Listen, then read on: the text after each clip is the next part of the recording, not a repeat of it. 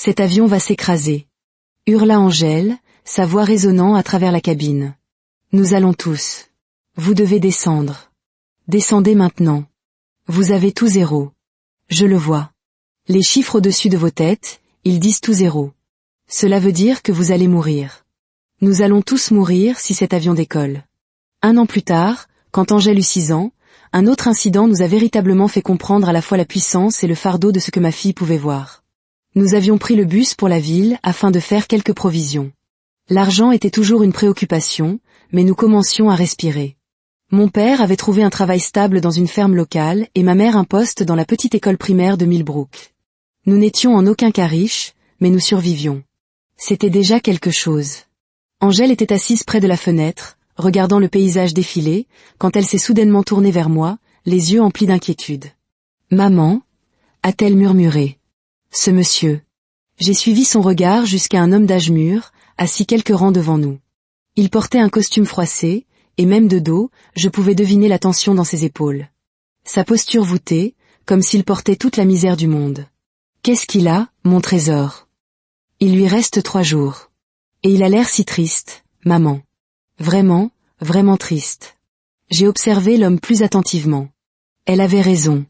Tout dans sa posture criait le désespoir. Que veux-tu que je fasse? Parle-lui. S'il te plaît, peut-être qu'on peut l'aider. Lorsque nous sommes descendus à notre arrêt, j'ai remarqué que l'homme descendait aussi. Avant même de pouvoir douter de moi-même, je l'ai abordé.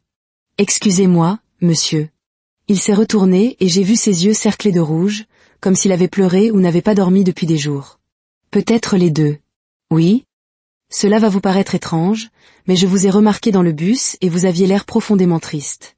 Est-ce que tout va bien? Il m'a dévisagé un long moment, clairement surpris par la question d'une parfaite inconnue.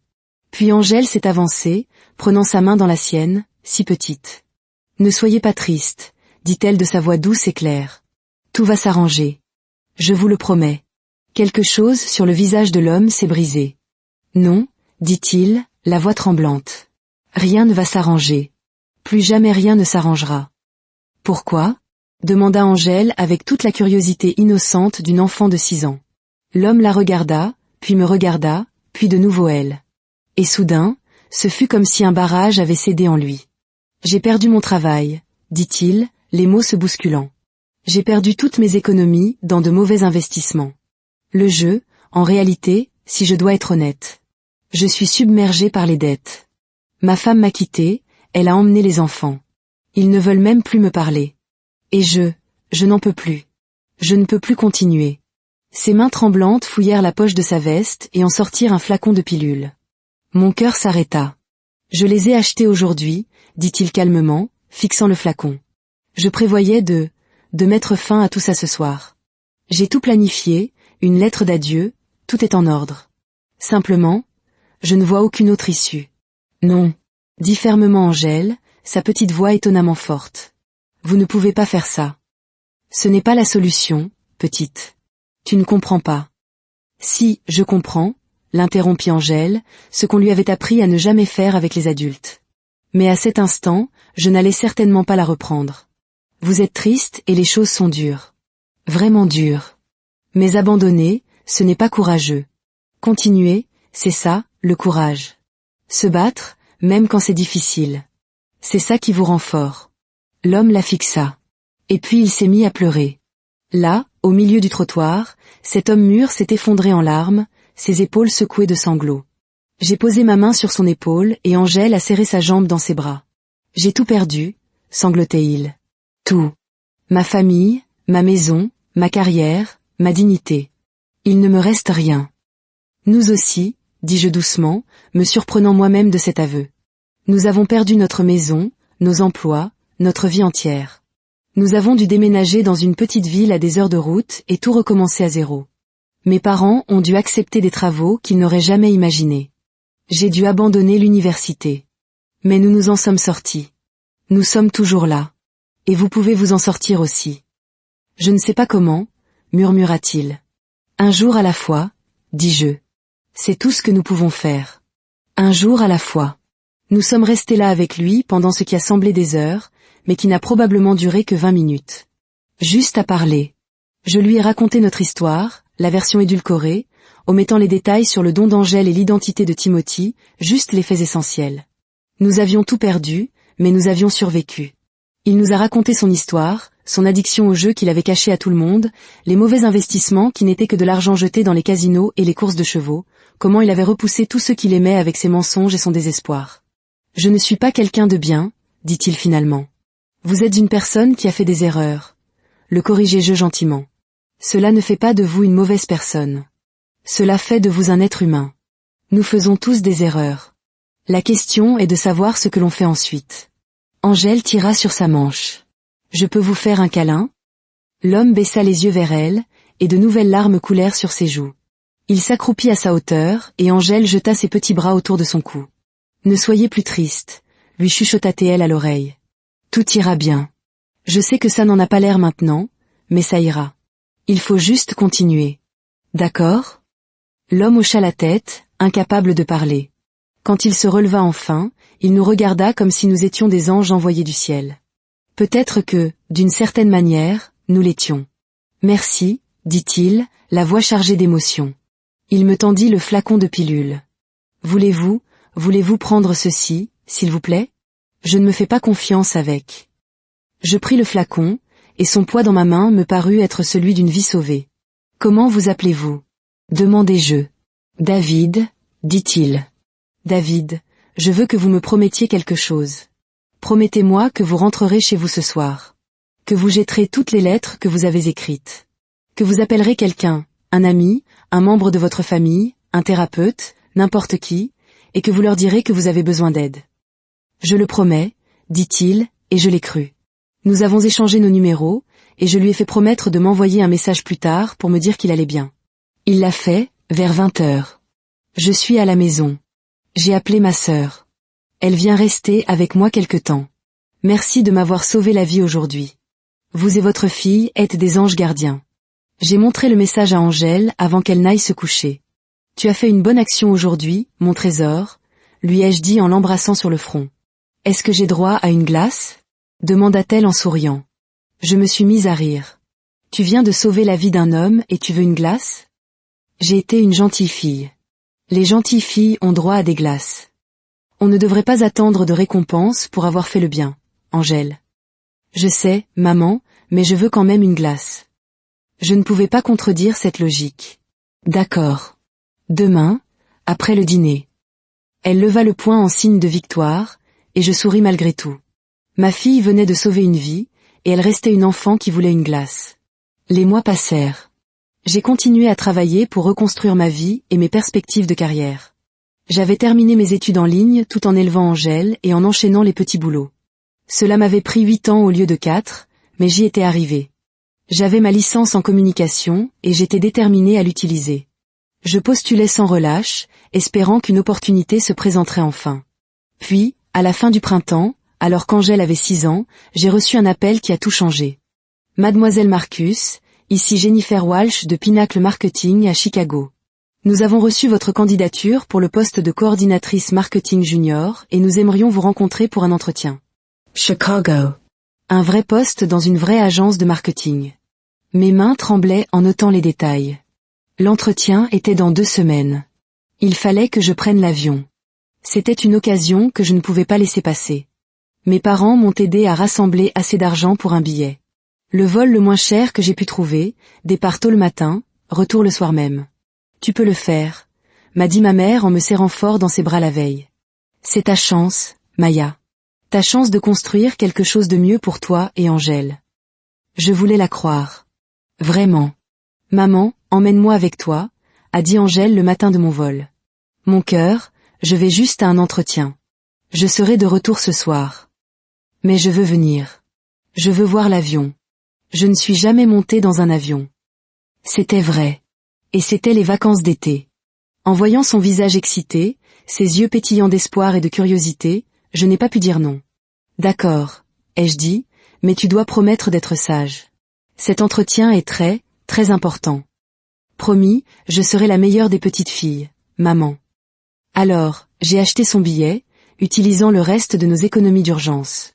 Nous allions à Chicago ensemble. Le matin du vol, nous nous sommes levés tôt. Angèle était si excitée qu'elle tenait à peine en place. À l'aéroport, ses yeux étaient immenses. Tout est si grand, n'arrêtait-elle pas de dire.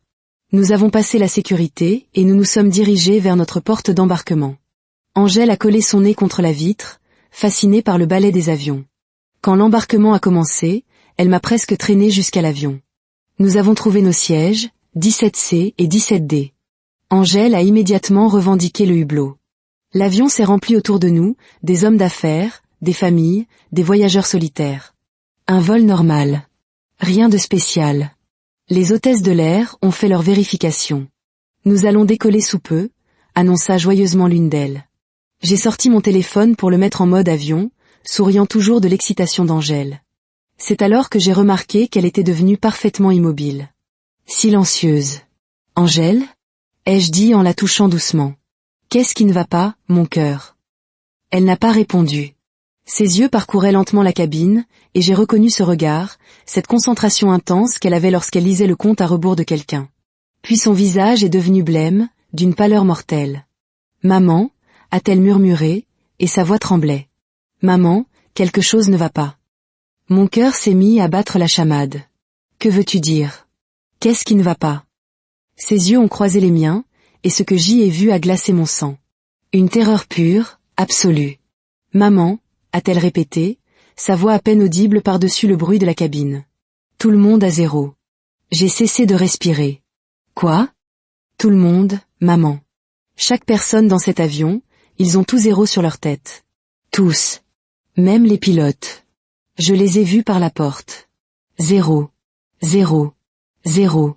Partout où je regarde, zéro. Mes mains se sont mises à trembler. Ce n'était pas possible. Maman, je ne me trompe pas. Sa voix montait, la panique perçait. Quelque chose de terrible va arriver à cet avion. Nous devons descendre. Nous devons prévenir tout le monde. Mon Dieu. Oh mon Dieu. Angèle, baisse la voix, je t'en prie. Maman, nous allons tous mourir. Elle commençait à hyperventiler. Si nous restons dans cet avion, nous allons mourir. Tout le monde va mourir. Les gens commençaient à nous regarder. Je sentais leurs yeux, leur jugement, leur agacement. Madame, tout va bien ? Une hôtesse de l'air est apparue à côté de nous, son sourire professionnel se crispant. Oui, tout va bien. Ai-je dit rapidement, désespérément. Ma fille est juste un peu nerveuse, c'est son premier vol. L'hôtesse s'est penchée vers Angèle. Ne t'inquiète pas, ma chérie. L'avion est le moyen de transport le plus sûr. Mais, commença Angèle, la voix stridente. J'ai posé doucement ma main sur sa bouche. Elle ira bien. Merci. L'hôtesse est partie. Angèle, écoute-moi, ai-je murmuré. En es-tu absolument, à 100%, certaine ? Elle a hoché la tête frénétiquement, des larmes coulant sur son visage. Maman, je ne me suis jamais trompée. Pas une seule fois. Et je n'ai jamais vu ça. Jamais tout le monde avec zéro en même temps. Mon esprit s'emballait. Nous étions déjà dans l'avion. Les portes allaient se fermer.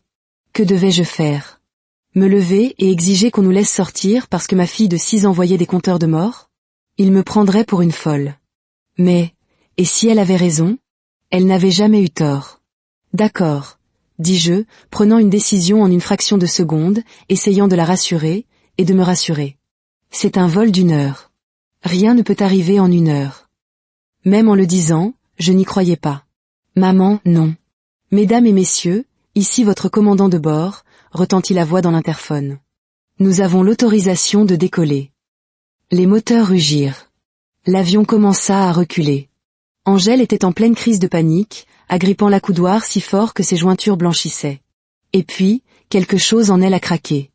Elle a détaché sa ceinture de sécurité, a sauté de son siège et s'est plantée dans l'allée. Non, a-t-elle hurlé de toutes ses forces. Arrêtez. Tout le monde, écoutez-moi. Un silence de mort s'est abattu sur la cabine. Tous les regards se sont tournés vers nous. Cet avion va s'écraser. A crié Angèle, sa voix faisant écho. Nous allons tous mourir. Vous devez descendre. Descendez maintenant. La réaction fut immédiate et explosive. Des murmures nerveux, mais surtout, de la colère. Mais qu'est-ce que c'est que ce délire ? A crié un homme en costume. Maîtrisez cet enfant. Une hôtesse se précipitait vers nous, le visage fermé. Madame, vous devez contrôler votre fille immédiatement. J'essayais de l'attraper, mais Angèle s'est débattue et a couru vers l'avant de l'avion. Vous avez tout zéro. Je le vois. Les chiffres au-dessus de vos têtes, ils disent tout zéro. Nous allons tous mourir si cet avion décolle. La cabine a sombré dans le chaos. Faites-la descendre de l'avion. A hurlé quelqu'un. Un homme d'affaires s'est levé, le visage rouge de rage. Madame, tenez votre fille en laisse avant que je ne m'énerve. J'ai une réunion à 1 million de dollars dans 1 heure et je ne peux pas me permettre d'être en retard. Oui. Faites-les descendre. On renchérit d'autres passagers. J'ai finalement attrapé Angèle, la serrant dans mes bras. Elle pleurait si fort qu'elle pouvait à peine respirer. Je suis tellement désolée, dis-je à tout le monde et à personne. Elle a juste peur. Elle fait plus qu'avoir peur, a vociféré l'homme d'affaires. Elle sème la panique. Et alors ? A interrompu une femme plus âgée. Et si elle avait raison ? Oh, s'il vous plaît. Vous allez croire une gamine de 6 ans qui fait un caprice ? A raillé un autre. L'avion s'était immobilisé. La porte du cockpit s'est ouverte et le pilote est sorti, le visage sévère. Mesdames et messieurs, s'il vous plaît, calmez-vous. Il nous a regardés, un mélange de sympathie et de frustration dans les yeux. Madame, je comprends que votre fille soit effrayée, mais je vous assure que cet appareil a été minutieusement inspecté. Il n'y a absolument aucune raison de s'inquiéter. S'il vous plaît, l'ai-je supplié, laissez-nous simplement descendre. Juste ma fille et moi, s'il vous plaît. Madame, je suis désolée, mais nous avons déjà quitté la porte d'embarquement. Nous ne pouvons pas faire demi-tour maintenant. Alors retardez tout le monde. Ai-je crié, la peur l'emportant sur la raison. Quelque chose de terrible va se produire. Votre fille a besoin d'une aide professionnelle, a dit froidement l'homme d'affaires. Et vous devriez être arrêté pour trouble à l'ordre public. Le pilote m'a regardé, puis Angèle, sanglotant dans mes bras. Je voyais le calcul dans ses yeux. Croire une enfant hystérique et retarder un vol entier, ou nous considérer comme des folles et amener tout le monde à destination. Je suis désolé, dit-il finalement. Mais je vais devoir vous demander, à vous et à votre fille, de quitter l'appareil. Nous ne pouvons pas avoir ce genre de perturbation pendant le décollage. C'est une question de sécurité. Un soulagement si intense m'a envahi que j'ai failli m'effondrer. Merci, ai-je suffoqué. Ne me remerciez pas, dit-il à voix basse. La sécurité vous attendra à la porte. Il pourrait y avoir des conséquences. Je me fichais des conséquences. Les hôtesses nous ont escortés. Chaque passager nous a foudroyés du regard. Des folles, a marmonné quelqu'un. On devrait les enfermer, a ajouté un autre. Nous avons remonté la passerelle dans une humiliation totale. La sécurité nous a interrogés, a pris nos informations, nous a clairement fait comprendre que nous serions probablement placés sur une liste d'interdiction de vol. Finalement, ils nous ont laissés partir. Nous avons récupéré notre sac et nous sommes tenus dans le terminal, regardant par la fenêtre l'avion repartir, rouler sur la piste, accélérer et s'élever dans le ciel jusqu'à disparaître dans les nuages. On aurait dû être dans cet avion, ai-je murmuré. J'ai essayé, maman, pleurait Angèle contre ma chemise. J'ai essayé de les prévenir. Je sais, mon trésor, dis-je en lui caressant les cheveux. Je sais. Nous nous sommes assises dans un coin. Mon entretien était dans moins de 2 heures. C'était fini. Cette opportunité était perdue. Je venais de m'humilier devant des centaines de personnes. Pour rien. L'avion allait bien. Maman, tu es fâchée ? Demanda Angèle d'une petite voix. Non, mon cœur, dis-je, même si une partie de moi l'était. Je ne suis pas fâchée. J'ai juste besoin d'un moment pour réfléchir. Une voix a percé mes pensées. Une voix familière, marmonnant avec colère. Bon sang. Comment puis-je avoir un jet privé et devoir quand même attendre ? Quelle est cette absurdité ? Je vais être en retard à ma réunion. Ma tête s'est redressée d'un coup. Cette voix. Je connaissais cette voix. Même après 7 ans. Je me suis retournée lentement, le cœur battant pour une toute autre raison. Et il était là, à une vingtaine de mètres, dans un costume coûteux, le regard frustré fixé sur son téléphone. Timothy. Nos regards se sont croisés. Et nous nous sommes figés tous les deux, comme si le temps s'était arrêté. Maya ? Il s'est approché, le visage empreint de choc et d'incrédulité. Mon Dieu, Maya, c'est vraiment toi. Je ne pouvais ni parler, ni bouger, ni respirer. Après 7 ans, il était là. Maman, la voix d'Angèle a brisé le sortilège. Tu le connais ? Le regard de Timothy s'est posé sur Angèle pour la première fois. Et j'ai vu son visage changer, la prise de conscience poindre lentement. « Tu as une fille ?» dit-il d'une voix étrange. « Oui, » dis-je, ma voix enfin retrouvée, sèche et froide. « J'ai une fille. » « Je ne savais pas, » dit-il, et je ne pouvais déceler s'il y avait du regret ou de la surprise dans sa voix. « En effet, » dis-je, ma voix dégoulinant de sarcasme. « Tu ne pouvais pas le savoir, n'est-ce pas ?» Un silence gêné s'est installé. « Ça fait si longtemps, » dit-il finalement. « Où étais-tu passé ?